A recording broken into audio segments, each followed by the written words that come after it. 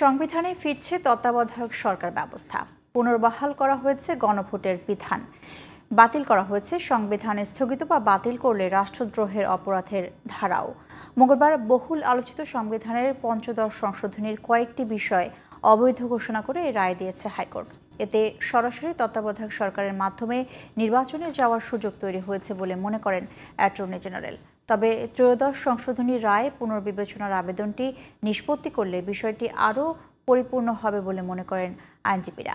রায়ের ফলে আবার জনগণের ক্ষমতার গণতন্ত্রে ফেরার পথ সুগম হলো বলে মনে করেন রিটকারীরা। সাইদুল ইসলামের রিপোর্ট।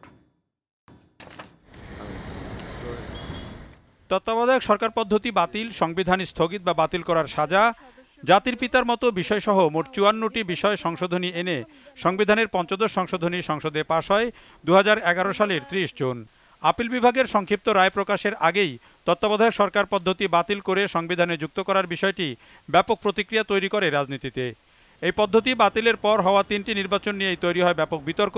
তত্ত্বাবধায়ক সরকার পদ্ধতি ফিরিয়ে আনার দাবিও জোরালো হয়। গত ৫ আগস্ট শেখ হাসিনা সরকারের পতনের পর সংবিধানের পঞ্চদশ সংশোধনীর কয়েকটি বিষয়কে চ্যালেঞ্জ করে হাইকোর্টে রিট করেন সুজন সম্পাদক বদিউল আলম মজুমদার।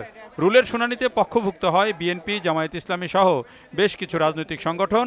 রুলের উপর দীর্ঘ ২৩ কার্যদিবস শুনানি শেষে মঙ্গলবার রায় দেয় হাইকোর্ট। নির্দলীয় নিরপেক্ষ তত্ত্বাবধায়ক সরকার ব্যবস্থা বাতিল করে দিয়েছিলেন, তিনি এটিকে রেস্টোর করেছেন।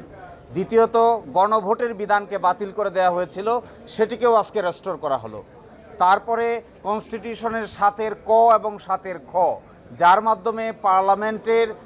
যার মাধ্যমে সংবিধানের কিছু বিধানকে অপরিবর্তনীয় করে ফেলা হয়েছিল এবং সেগুলোকে তিনি বলেছেন এটি কখনোই গ্রহণযোগ্য না, এটাকে বাতিল করেছেন। এই রায়ের মাধ্যমে দেশে আবার জনগণের ক্ষমতার গণতন্ত্র ফিরে আসবে বলে আশা রিটকারী ও বিভিন্ন রাজনৈতিক দলের পক্ষের আইনজীবীদের। আদালত তত্ত্বাবধায়ক সরকার ব্যবস্থাকে শুধুমাত্র সাংবিধানিক নয়, সাংবিধানিক এবং সংবিধানের একটা মূল কাঠামোর অংশ বলে রায় দিলেন, যেটা আমি মনে করি একটা ঐতিহাসিক। গণতান্ত্রিক ব্যবস্থা ফিরে আসলো এটা বলা যাবে না। গণতান্ত্রিক ব্যবস্থা ফিরে আসার একটা গুরুত্বপূর্ণ দ্বার উন্মোচিত হলো। এটা নির্ভর করবে ভবিষ্যতে আমরা কিভাবে আচরণ করি। এইটা প্রমাণ হয়ে গেছে যে ভবিষ্যতেও কেউ যাতে করে এইভাবে সংবিধানকে জনগণের ইচ্ছার বাইরে গিয়ে সংশোধন না করে, সেটা একটা মেসেজ। এই রায়ের ফলে সরাসরি আবার তত্ত্বাবধায়ক সরকারে ফিরে যাওয়ার সুযোগ আছে বলে মনে করেন অ্যাটর্নি জেনারেল।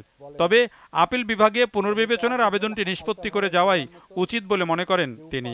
অ্যাপেলেট ডিভিশনের যে রিভিউ পেন্ডিং আছে সেইটাকে বাইপাস করে এই আইনে এই রায়ের প্রেক্ষিতে তত্ত্বাবধায়কে ফিরে যাওয়ার সম্ভাবনা আছে। কেন আছে?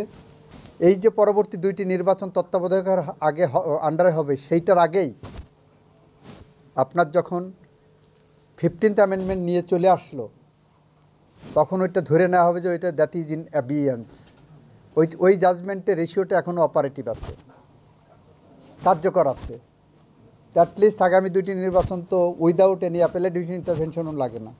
এই রায় অনুসারে বর্তমান অন্তর্বর্তী সরকারই নির্বাচনকালে তত্ত্বাবধায়ক সরকার রূপে কাজ করতে পারবে বলেও জানান রাষ্ট্রের সর্বোচ্চ আইন কর্মকর্তা। আপিল বিভাগের সাংবিধানিক opinion. Saidul Islam, GTV news, Dhaka.